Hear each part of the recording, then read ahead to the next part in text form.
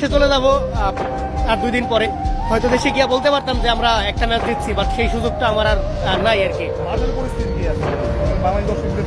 বাংলাদেশি দর্শকদের সাথে সবাই ফান করতেছে, লাইক ওরা হচ্ছে কি আমাদের স্নেক ফ্রেন্ড বলে ডাকে, তারপরে এই টাইপের ডান্স গুলা দিচ্ছে আমাদের সামনে এসে।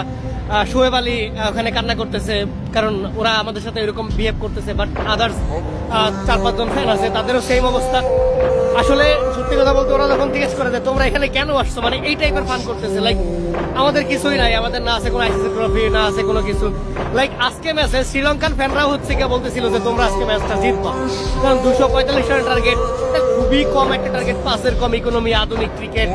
বাংলাদেশ দল হচ্ছে গিয়ে খুব ভালো বোলিংটা করলেন, তাসকিন আহমেদ 137 রান পরে ফিরলেন, 4টা উইকেট দিলেন, তানজিম হাসান সাকিব ভালো বোলিং করলেন, মেহেদী হাসান মিরাজ ভালো বোলিং করলেন, উইকেট পান নাই, মানে সবাই সবকিছুই ঠিকঠাক ছিল। মুস্তাফিজুর রহমান ভালো বোলিং করলেন, উইকেট হয়তো ওরকম ভাবে নিতে পারে নাই, কিন্তু আলটিমেটলি আমাদের ব্যাটিং এর যে অবস্থা ভাই, যেই রকমের মিডল অর্ডার, যেই রকমের ওপেনার, মানে এই রকমের 245 রানের টার্গেট, একটা ব্যাটসম্যান যদি 50 করতো আর একটা ব্যাটসম্যান যদি লোয়ার মিডল অর্ডারে জাকির আলী অনেক যে টাইপের ব্যাটিং করতেছে এই টাইপের, আর সবাই 20-30 রান করে।